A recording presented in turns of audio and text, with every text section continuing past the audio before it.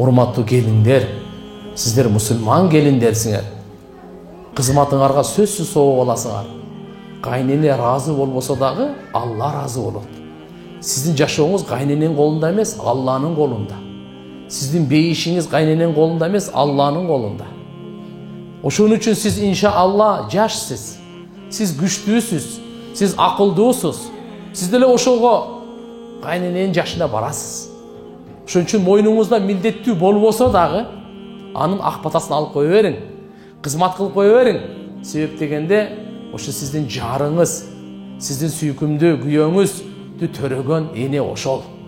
Бүгүн көп сүйлөп коюшу мүмкүн. Бүгүн орой сүйлөп коюшу мүмкүн. Көбүрөөк сындап коюшу мүмкүн. Эчтеке эмес. Каарылык деп коюң. Айта берет деп коюң. Бирок бетине айтпаңыз. Өзүңүзгө айтыңыз. Айта берет. Болду. Кызматты кылыңыз. Кызматтын аркасында бейиш турат. Ушунча сооп аласыз. Алланын ыраазычылыгын аласыз. Ар бир кызмат кылган сайын Алла Таалам сооп берет. Күн сайын кызмат кылган сайын күн сайын сооп берет. Тамак жасап берип атасыз, өзүнчө сооп аласыз. Кийимин үтүктөп берип атасыз, өзүнчө сообун аласыз.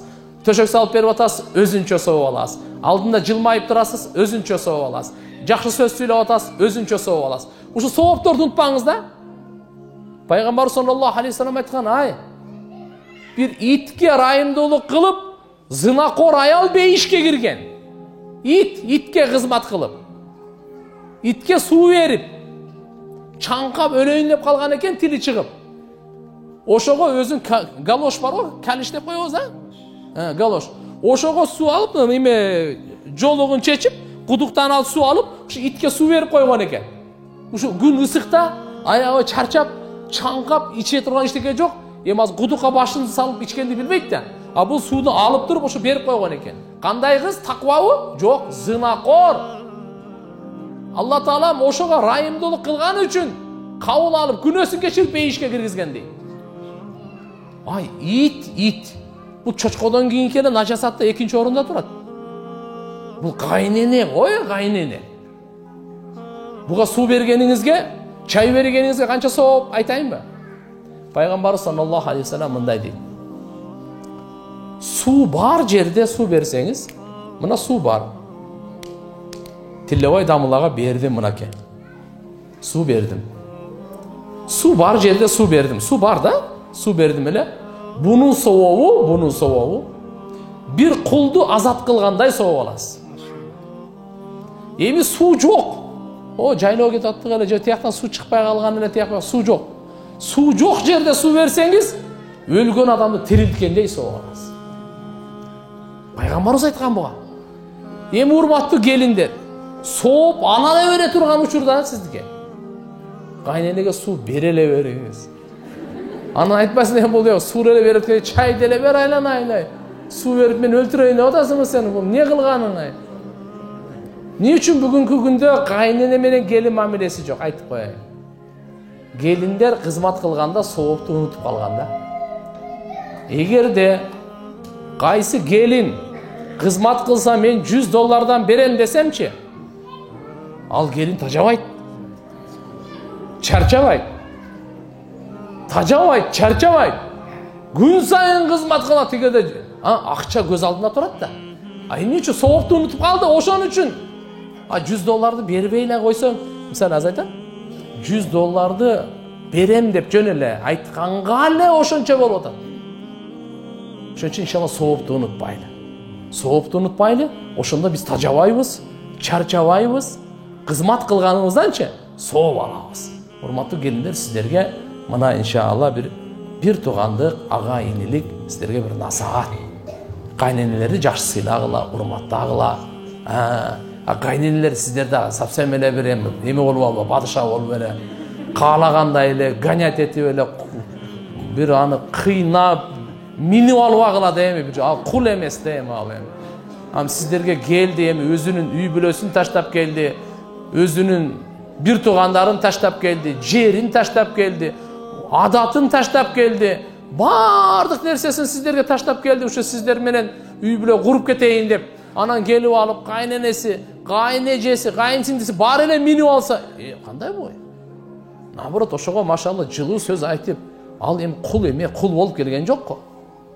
Өзү чын-чынында келгенде шариятты караңыз, кайненеге кызмат кылуу баланын, кыздын мойнундагы милдет, фарз. Кызмат кылбай койсо, кызмат кылбай койсо күнөөкөр болот. Алланын алдында чоң күнөөкөр болот булар. Эгерде кайсы бала атасына, апасына кызмат кылбаса, кайсы кыз турмушка чыгып кеткенден кийин деле атасына, апасына кызмат кылбаса, күнөөкөр болот. Чоң күнөөкөр болот. А келин кызмат кылбаса күнөөкөр болбойт. Күнөөкөр болбойт бул. Бунун мойнунда милдет эмес. Түшүндүңүзбү? Ошон үчүн кызматын барктап рахмат айтып кое бериңиз, урматтуу кайненелер. Рахмат мына кызмат кылган мойнунда милдет эмес болсо да кызмат кылтат. Менин кызым каякта? Москвада, Россияда бир жака турмушка кеткен. Турмушка кетсем уйушту. Мен ооруп атсам келип кызмат кылыш керек эле. А бирок мына келин кызмат кылып атат го. Кирими жууп берип атат, башкасын кылып берип атат деп, ушу келиндин кызматын дагы кичине барктап койгула. Кичине баалап койгула. Калп эле деле эми мактап кое бериңиз. Иш кыла албаса деле мактап кое бериңиз. О, менин келиним мындай да, укмуш тамак бышырат, укмуш таза кармайт деп. Андай кылбаса деле. Барып оңолуп кетет. Аны өзүңүздөр жакшы билесиздер аны. Бар сүйүнүп калат. Кийин кызмат кылса, жүрөктөн кызмат кылат, ат души кызмат кылат, сүйүнүп кызмат кылат. Ошон үчүн үйдө ынтымак болсун дешет. Эми себеби Алла субханаху ва таала баарыбызды кабыл кылсын. Ушунун баардыгы динге байланыштуу, иманга байланыштуу, өлүмгө байланыштуу. Эгерде эртеге өлүп калат экенмин деп жашай турган болсо, мисалы, ким жамандык кылат эле? Эч ким жамандык кылбайт. Таквалык менен, жакшы мүнөз менен, күйөөлөрү аялына, аялы күйөөлөрүнө жакшы алхамдулилля мамиле менен, таквалык менен диндар үйдө намаз окушсун чогуу. Балдарыбызга ушуларды үйрөтөйлү, кичинесинен кыздарыбызды жолука үйрөтөйлү. Кичинесинен кыздарыбызды уяттуулук, ата-энесине, күйөөсүнө кандай кызмат кылганды үйрөтөйлү. Балдарыбызды кичинесинен үйрөтөйлү. Үй бүлөнү кантип сакташ керек, кантип түзүш керек, кантип бекемдеш керек, турмушта кандай куруш керек. Болор болбогон нерсеге эле чыдай албай эле деп эле ажырашып кетип эле, жос аялын таштап Москвага кетип калган, Россияга кетип калган, 2 жылдан бери, 3 жылдан бери келе элек.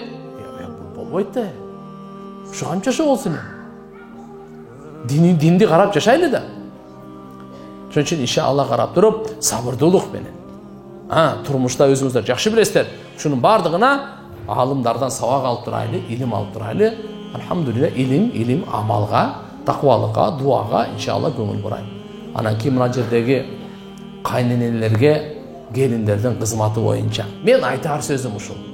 Акыркы ошол үмүт менен жашайлы. 100 жыл жашаңыз. 100 жыл жашаңыз. Бирок өлүмдү унутпай жашайлычы. Өлүмдү эстен чыгарбай жашайлы. Намазды каза кылбай, айтылган сөздөргө амал кылганга аракет кылайлы.